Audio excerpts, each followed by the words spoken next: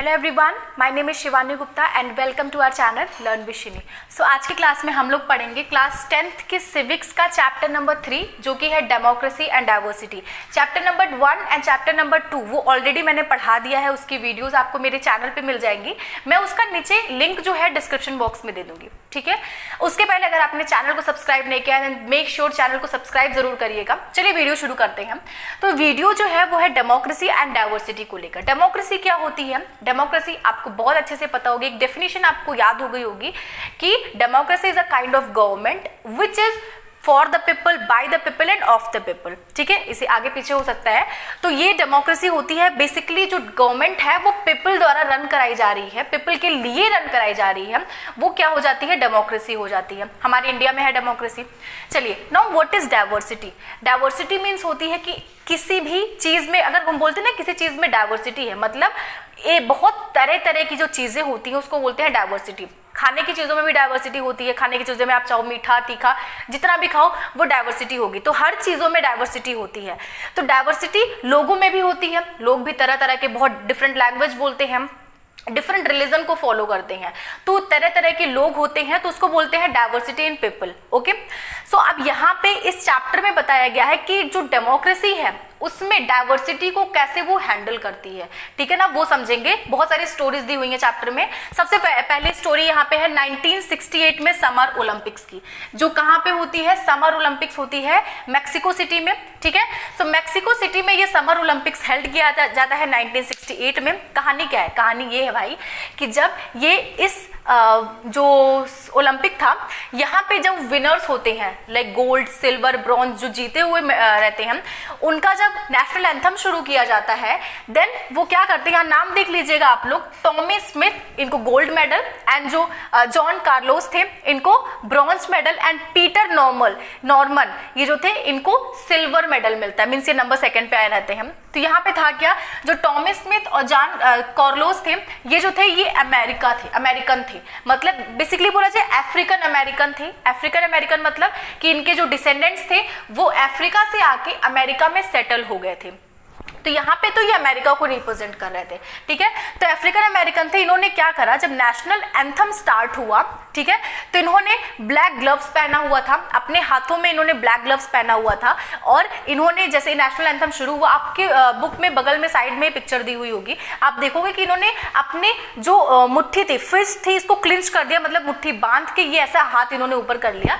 तो this kind of thing ये दिखा रहे थे कि जो देखिए ब्लैक ग्लव्स तो ब्लैक पीपल को शो कर रहा था, ठीक है, और जो फिस्ट था, फिस्ट दिखा रहा था कि हम लोग यूनाइट है, ये चीज यहाँ पे वो रिप्रेजेंट कर रहा था। तो इस तरह से इन्होंने किया। इसके अलावा जब मेडल सेरेमनी होती है, इनको मेडल लेने के लिए बुलाया जाता है, देन ये लोग क्या थे, विदाउट शूज, इन्होंने शूज नहीं पहना हुआ था, और सॉक्स जो था इनका ब्लैक कलर का था। So black socks again in जो ब्लैक पीपल है उनको दिखाता है, एंड जो शूज नहीं पहना हुआ था वो रिप्रेजेंट कर रहा था कि ये लोग कितने पुअर है, इन्होंने पुअर्टी को रिप्रेजेंट करने के लिए ये चीज करा, ठीक है।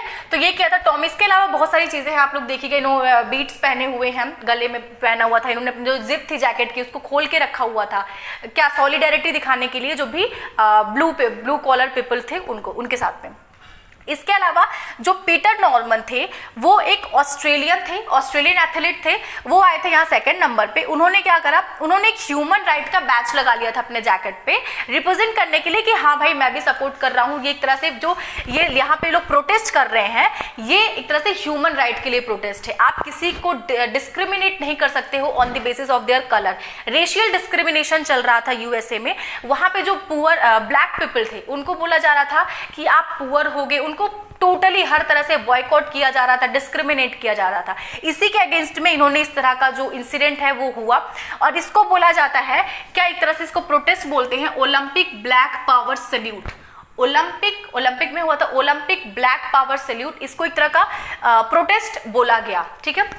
चलिए, तो इसके बाद क्या होता है, इसके बाद इस इंसिडेंट के बाद जो इंटरनेशनल ओलंपिक एसोसिएशन था उसने जो हमारे ये टॉमी स्मिथ और जॉन कार्लोस जो कि अफ्रीकन अमेरिकन थे, इनको इनके मेडल वापस ले लिए, ठीक है। और जो पीटर नॉर्मन थे उनको 1 साल के लिए, नेक्स्ट ईयर का जो ओलंपिक्स हुआ था इसमें इनको अलाउड नहीं किया गया था, इनको नहीं लिया गया था, ठीक है। क्यों? क्योंकि उन्होंने बोला कि ये जो हमारा ओलंपिक होता है ये इंटरनेशनल लेवल पे होता है, आप कोई भी पॉलिटिकल चीजें लाके यहाँ पे नहीं रख सकते हो, ठीक है। तो क्योंकि पॉलिटिकल मुद्दा हो गया एक कंट्री का, स्पेसिफिक कंट्री का, तो इस तरह से उन्होंने रखा, इसलिए जो ओलंपिक एसोसिएशन था उन्होंने ये कदम उठाया। चलो ये तो रहे भाई मैक्सिको में हुए ओलंपिक्स में जो इंसिडेंट की बात। अब बात करते हैं कि यहाँ पे जो हम लोग सोशल डिफरेंस पढ़ रहे हैं, मतलब कि कलर के बेसिस पे हो सकता है या फिर कास्ट के बेसिस पे हो सकता है। तो सोसाइटी को डिवाइड करके जो सोशल डिफरेंस क्रिएट किया जा रहा है, तो इसका ओरिजिन क्या क्या हो सकता है। तो यहाँ पे 2 ओरिजिन दिए हुए हैं। First one is accident of birth and second is based on choice. Accident of birth, कोई भी इंसान है तो उसमें आपकी सोसाइटी में आप लोगों ने बहुत सारे लोगों को देखा होगा जिनको अलग नजरिए से देखा जाता है। सोशल, उसी को बोलते हैं सोशल डिफरेंस, कि उनको भाई सोसाइटी से डिफरेंट तरीके से देखा जा रहा है। तो ये एक तो हो सकता है रीजन एक्सीडेंट ऑफ बर्थ, कि वो बाई बर्थ ही एक पर्टिकुलर ग्रुप में पैदा हुआ है कि उसके साथ ये व्यवहार किया जा रहा है। तो एक तो हो सकता है वो एक पर्टिकुलर कास्ट की वजह से। एक हो सकता है जेंडर भाई मेल फीमेल के बीच में डिस्क्रिमिनेशन होता है तो उस केस में हो सकता है। कलर के बेस पे भाई जो व्हाइट है ब्लैक है उस पर डिफ्रेंशिएट करते हैं लोग, डिस्क्रिमिनेट करते हैं। तो एक तो हो गया भाई सोशल डिफरेंस तब होगा जब आप एक्सीडेंट ऑफ बर्थ लाइक जो भी चीजें होती हैं बर्थ की वजह से, लाइक कास्ट, कलर, जेंडर, ये सब आ जाएंगी। लेकिन दूसरा होता है based on choice. Social difference आपको तब फेस करना पड़ता है जब एक और रीजन हो सकता है बेस्ड ऑन चॉइस। जैसे इसमें एथिस्ट मीन्स आप भगवान को मानो ना मानो, that totally depends on you. आपको कोई जबरदस्ती नहीं कर सकता, लेकिन इसी के बेसिस पे लोगों को अलग नजरिए से देखा जाने लगता है। सोशल डिफरेंस जैसी चीजें फेस करनी पड़ती हैं। इसके अलावा अगर आप एक पर्टिकुलर रिलीजन को फॉलो करना चाहते हो, अपना रिलीजन छोड़ के किसी दूसरे रिलीजन को फॉलो करना चाहते हो, उस कंडीशन में भी सोशल डिफरेंसेस को फेस करना पड़ता है, ठीक है ना। तो ये हो गया origin of social difference.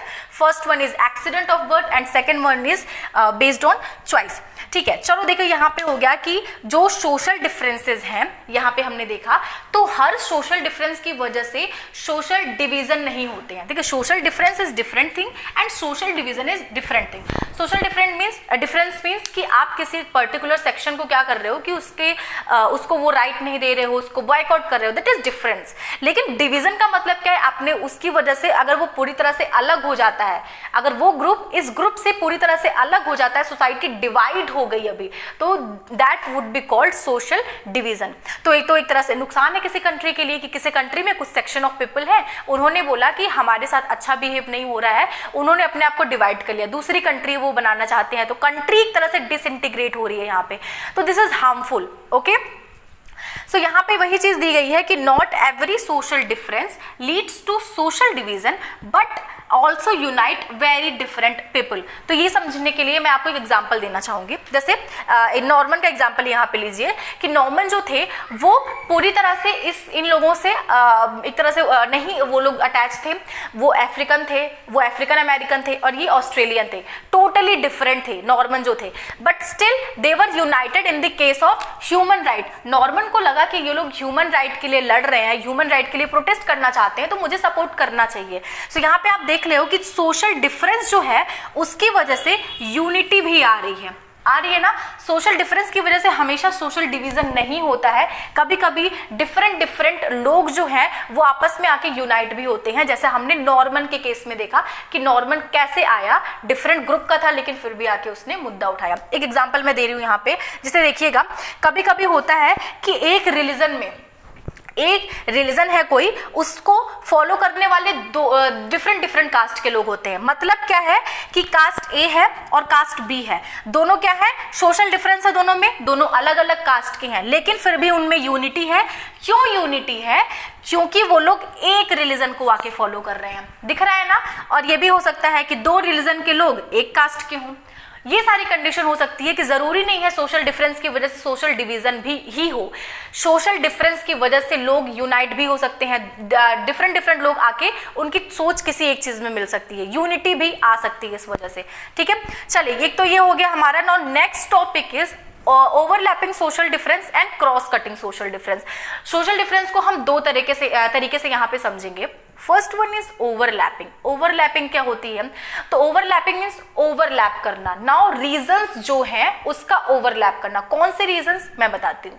So when one difference overlap with other, जैसे यूएस में क्या कंडीशन थी कि जो ब्लैक थे तो ब्लैक को ऑलरेडी बोला था कि यार भाई ब्लैक कलर के हो तो आप पीछे रहो, आपको बॉयकॉट किया जा रहा है, आपको एक तरह के उनके साथ हर तरीके में उनको पीछे रखा जा रहा है, तो एक रीजन था। बट यहाँ पे उन्होंने एक रीजन और रख दिया कि अब जो भाई ब्लैक होगा वो पुअर होगा, ब्लैक क्या होगा, पुअर होगा। तो यहाँ पे आप देख रहे हो कि एक डिफरेंस तो उन्होंने ऑलरेडी ब्लैक कलर बेस पे रखा था कि व्हाइट ब्लैक, अब इन्होंने दूसरा डिफरेंस रख दिया कि भाई रिच और पुअर जैसी चीज आ गई कि black should be poor and white should be rich, ये चीजें रख दी उन्होंने। तो इस तरह से यहाँ पे ओवरलैपिंग हो रही है चीजों की, जो डिफरेंसेस है उनकी ओवरलैपिंग हो रही है, एक के बाद एक डिफरेंसेस आ रहे हैं। तो उस कंडीशन में क्या होता है, जो आपने देखा प्रोटेस्ट जैसी कंडीशन आ गई, ठीक है ना। इंडिया के केस में अगर मैं बता दूं तो इंडिया में भी दलित्स के साथ ऐसा ही था शुरुआत में कि जो दलित्स थे उनको माना जाता था कि वो जो है वो पुअर है, उनको एक कैटेगराइज कर दिया गया था कि दलित से भाई तो पुअर होगा, इस तरह की चीजें पहले होती थी, अब नहीं है ऐसी चीजें, अब ऐसी चीजें बिल्कुल एग्जिस्ट नहीं करती हैं। No number 2, cross cutting social difference. यहाँ पे एक एग्जाम्पल है कंट्री का, नीदरलैंड का एंड नदर्न आयरलैंड का। क्या एग्जाम्पल है, देखिए नीदरलैंड जो है वहां पे भी एक क्रिश्चियन कंट्री है, क्रिश्चियन रिलीजियस कंट्री है, और यहाँ पे भी यहाँ पे भी क्रिश्चियन रिलीजन फॉलो होता है। डिफरेंस क्या है कि जो नीदरलैंड है यहाँ पे जो लोग हैं, लोग Catholics and Protestant, Christianity 2 parts में डिवाइड है, 2 सेक्ट्स में डिवाइड है, प्रोटेस्टेंट एंड कैथोलिक्स। तो यहाँ नीदरलैंड में जो लोग हैं कैथोलिक्स एंड प्रोटेस्ट वो बहुत ही मिलके रहते हैं, लेकिन नदर्न आयरलैंड में जो कैथोलिक्स प्रोटेस्टेंट है वो उनमें आपस में बनती नहीं है। बोला जाता है जो कैथोलिक्स हैं वो पुअर होंगे, प्रोटेस्टेंट है वो रिच होंगे, इस तरह की मेंटालिटी लेके चल रहे थे। तो यहाँ पे क्या हुआ, जब इस तरह की चीजें आने लगी, ओवरलैपिंग वाली सिचुएशन आ गई, ठीक है ना, ओवरलैपिंग सिचुएशन आ गई जिसकी वजह से यहाँ पे वॉर जैसी कंडीशन क्रिएट हो गई थी, लोग आपस में लड़ रहे थे, झगड़ रहे थे, हम लोग आगे देखेंगे नेक्स्ट टॉपिक में। नीदरलैंड में क्या हुआ, नीदरलैंड में भले ही वो कैथोलिक्स एंड प्रोटेस्टेंट थे, डिफरेंट ग्रुप से थे, लेकिन फिर भी उन्होंने अपने जो डिफरेंसेस थे उसको कट करके वो आपस में यूनाइट होके रहते थे, ठीक है। जो अगर आप प्रोटेस्टेंट देखोगे तो इक्वल वहां पे रिच मिलेंगे, इक्वल पुअर मिलेंगे, कैथोलिक के केस में भी इक्वल रिच और इक्वल पुअर मिलेंगे, मतलब दोनों ही, जरूरी नहीं है कोई एक पर्टिकुलर ग्रुप रिच हो, एक पर्टिकुलर ग्रुप पुअर हो, ठीक है। ऐसी कंडीशन नहीं थी नीदरलैंड में। तो नीदरलैंड में जो कंडीशन थी यहाँ पे हम बोल सकते हैं इसको क्रॉस कटिंग सोशल डिफरेंस, कि जो सोशल डिफरेंसेस है उसको कट करके, क्रॉस करके वो निकल जा रहा है, ऐसा बोल सकते हो, ऐसे समझ सकते हो आप लोग। सो नीदरलैंड में थी। सो आई होप आपको overlapping social difference and cross cutting social difference clear हुआ है। Now last topic of this chapter is politics of social differences. So यहाँ पे बोला जा रहा है कि जो ये social differences हैं इनको हम politicize कर दें, that means इनको हम politics में लेके चले जाएं, वो चीज़ यहाँ पे बोल रहा है। तो क्या होता है बेसिकली, यहाँ पे कहानी दी हुई है नदर आइलैंड की जो मैंने बताया। नदर आइलैंड में प्रोटेस्टेंट्स थे एंड कैथोलिक्स थे। देख लेते हैं कौन कितना था। सो प्रोटेस्टेंट 53% थे एंड कैथोलिक 44% थे। बेसिकली कहानी ये है कि जो प्रोटेस्टेंट थे 53% ये चाहते थे कहाँ रहना, ये चाहते थे ब्रिटेन में रहना, ठीक है। ये और इनको जो रिप्रेजेंट कर रही थी पार्टी वो कौन सी थी, यूनियनिस्ट पार्टी। और जो कैथोलिक थे वो उनको नेशनलिस्ट पार्टी रिप्रेजेंट कर रही थी, ठीक है ना। और ये क्या चाहते थे, ये रिपब्लिकन ऑफ आयरलैंड में जुड़ना चाहते थे और ये यूके के साथ में ही रहना चाहते थे, यूनियनिस्ट। क्या कहानी होती है यहाँ पे कि जो यूके गवर्नमेंट थी एंड नेशनलिस्ट गवर्नमेंट थी उनके बीच में ट्रिटी साइन होती है। बहुत पहले आपस में बहुत लड़ाई, सिविल वॉर होती है, वायलेंस भी होता है, बहुत लोगों की जाने जाती हैं। उसके बाद 1998 में ट्रिटी साइन होती है यूके गवर्नमेंट एंड नेशनलिस्ट के बीच में, और जो नेशनलिस्ट होते हैं वो एग्री हो जाते हैं यूके के साथ में ही रहने के लिए, ठीक है। तो ये थी नदर्न आयरलैंड की कहानी। तो आप यहाँ पे देख रहे हो कि जो पॉलिटिक्स यहाँ पे घुस रही है, मतलब दो ग्रुप ऑफ पीपल हैं, प्रोटेस्टेंट्स एंड कैथोलिक। यहाँ पे इसको एजेंडा बना के जो पार्टीज हैं वो निकल के आ गई हैं, पॉलिटिसाइज किया जा रहा है। Unionist party and nationalist party, parties निकल के आ रही है ना। तो यहाँ पे पार्टीज कहने से वॉयलेंस क्रिएट हो गया पार्टी में, उन्होंने सोशल एजेंडा को निकाल दिया, सोशल डिफरेंसेस का एजेंडा निकाल दिया, तो इसकी वजह से प्रॉब्लम क्रिएट हो गई है। नो नेक्स्ट इज कि यूगोस्लाविया में क्या कहानी हुई थी। यूगोस्लाविया में ऐसी ही कुछ कहानी हुई थी जिसकी वजह से जो वहाँ के पार्टीज थे उन्होंने अपना अपना एजेंडा उठाया, अपने ग्रुप ऑफ पीपल के लिए उन्होंने एजेंडा उठाया, जिसकी वजह से यूगोस्लाविया जो है वो 6 कंट्रीज में डिसइंटीग्रेट हो गया, ठीक है, 6 कंट्रीज में डिसइंटीग्रेट हो गया यूगोस्लाविया। चलिए, तो यहाँ से क्या लग रहा है, यहाँ से लग रहा है ना कि जो सोशल डिफरेंसेस को अगर हम पॉलिटिक्स में लेके जाएंगे, कि जो लीडर है वो इस सारे मैटर्स को उठाएंगे, तो ये एक तरह से डिजास्टर है, लग रहा है ना डिजास्टर है। बट डेमोक्रेसी की कंडीशन में क्या होता है कि डेमोक्रेसी है अगर, तो वो पीपल द्वारा रन होगी, पीपल उसको रन करेंगे, तो बेसिकली वो पीपल की गवर्नमेंट होती है। वहां पे आप हर मुद्दे उठा सकते हो, सोशल डिफरेंसेस के भी मुद्दे उठाए जाते हैं। बहुत सारी पॉलिटिकल पार्टीज को आपने देखा होगा कि किसी एक पर्टिकुलर ग्रुप ऑफ पीपल को ही वो रिप्रेजेंट करते हैं, उनके मुद्दे उठाते हैं। हालांकि बहुत सी पार्टीज है जो सारे ग्रुप ऑफ पीपल के मुद्दे उठाती है। सो डेमोक्रेसी में ऐसी चीजें होती रहती हैं। एंड एक तरह से एस्पेक्ट देखा जाता है कि भले ही ये डिजास्टरस है, बट ये एक तरह से फायदेमंद भी है डेमोक्रेसी के लिए, कि जो पॉलिटिकल लीडर हैं वो अपना वोट बैंक बढ़ाने के लिए, ज़्यादा से ज़्यादा वोट पाने के लिए, वो जो बैकवर्ड ग्रुप ऑफ पीपल हैं उनकी प्रॉब्लम्स को वो आगे लेके आएंगे। ठीक है, आगे लेके आएंगे, जिसकी वजह से जो लोग हैं उनकी प्रॉब्लम सुनी जाएगी, भले ही वोट बैंक के लिए ही सही, लेकिन उनकी प्रॉब्लम्स को सुना जाएगा। तो दिस काइंड ऑफ थिंग होती है डेमोक्रेसी में। तो इस तरह से बोल सकते हो कि यहाँ पे सोशल डिफरेंसेस को पॉलिटिसाइज करना अच्छी चीज़ है। चलो इसको समझते हैं हम लोग कि अगर हम पॉलिटिसाइज कर भी रहे हैं सोशल डिफरेंसेस को, तो उसमें क्या क्या फैक्टर्स होने चाहिए। तो 3 फैक्टर्स यहाँ पे दिया हुआ है। Like first one is how people perceive their social identity. मतलब जो लोग हैं वो अपनी सोशल, अपने आप को किस तरह से देखते हैं। अपने आप को ऐसा तो नहीं है कि अपने आप को बहुत रिच देखते हैं, दूसरे कुछ ग्रुप ऑफ पीपल उनको पुअर समझ रहे हैं। जैसा हमने देखा था कि नेदरलैंड में हुआ, यहाँ पे प्रोटेस्टेंट जो है वो खुद को क्या समझ रहे थे, रिच समझ रहे थे, कैथोलिक को पुअर समझ रहे थे। एंड जस्ट ऑपोजिट क्या हुआ बेल्जियम में ऐसा कुछ नहीं हुआ, वहाँ के लोग एक तरह से आपस में यूनाइट होके ही थे। ठीक है, तो यहाँ पे पीपल का जो परसेप्शन है वो बहुत मैटर करता है, कि वो अपनी आइडेंटिटी को किस तरीके से लेते हैं, बहुत मैटर करता है। ठीक है, सो नंबर टू क्या दिया हुआ है, the way politician present the demand of a community. Again यहाँ पे हम लोग एग्जाम्पल लेंगे श्रीलंका का, जो हमने पावर शेयरिंग में पढ़ा था। श्रीलंका में क्या हुआ था कि जो पॉलिटिकल लीडर्स ने सिन्हाला ग्रुप ऑफ कम्युनिटी जो थी, सिन्हाला कम्युनिटी थी, उसकी डिमांड को उठाया, जिसकी वजह से जो तमिल्स थे उनको अपने आप को वो लोग एलियनेटेड फील करने लगे। सो इस सिचुएशन में जो एकोमोडेशन था श्रीलंका में वो पॉसिबल नहीं हो पाया। एकोमोडेशन पॉसिबल नहीं हो पाया और सिविल वॉर जैसी कंडीशन आ गई थी। ठीक है, सो पॉलिटिकल पार्टीज जो होती हैं वो किस तरह से कम्युनिटी की डिमांड को रिप्रेजेंट कर रहे हैं, this also matters. Number 3, how does the government react. Now last one, की गवर्नमेंट कैसा रिएक्ट कर रही है। अब पता चले गवर्नमेंट के सामने सारी ग्रुप के जो डिमांड्स हैं उसको रखा जा रहा है, लेकिन गवर्नमेंट एक ही ग्रुप के लोगों की जो बातें हैं उस पर ध्यान दे रही है। ठीक है, उनके इशू पे ही वो ध्यान दे रही है, बाकी लोगों को इग्नोर कर दे रही है। तो इस कंडीशन में भी जो लोग होंगे उनके मन में एलिनेटेड फील होगा, और वहाँ पे जो सोशल डिफरेंस एग्जिस्ट कर रहा है वो सोशल डिवीजन में क्रिएट हो जाएगा। ठीक है, तो ये सिचुएशन हो सकती है। तो अगर आप पॉलिटिसाइज कर भी रहे हो तो आपको ये 3 फैक्टर ध्यान में रखना होगा कि पीपल जो है अपना परसेप्शन कैसा रख रहे हैं, पॉलिटिकल लीडर का क्या परसेप्शन है, and government at last government किस तरह से सोच रही है। सो ये तीनों चीजें थी politicise of social differences. Okay, so यहीं पे आपका चैप्टर खत्म होता है। बहुत छोटा सा चैप्टर था, हमने पढ़ लिया। आई होप सारे टॉपिक्स आपको क्लियर हुए हैं। अगर अच्छी लगी है वीडियो देन नीचे कॉमेंट करके जरूर बताइएगा एंड वीडियो को लाइक जरूर करिएगा। और अगर आपने चैनल को सब्सक्राइब नहीं किया है देन मेक श्योर चैनल को सब्सक्राइब कर लीजिए। मुझे इंस्टाग्राम पे आप फॉलो कर सकते हैं, नीचे लिंक जो है डिस्क्रिप्शन बॉक्स में दिया हुआ है। So see you in the next video. Thank you so much, bye bye.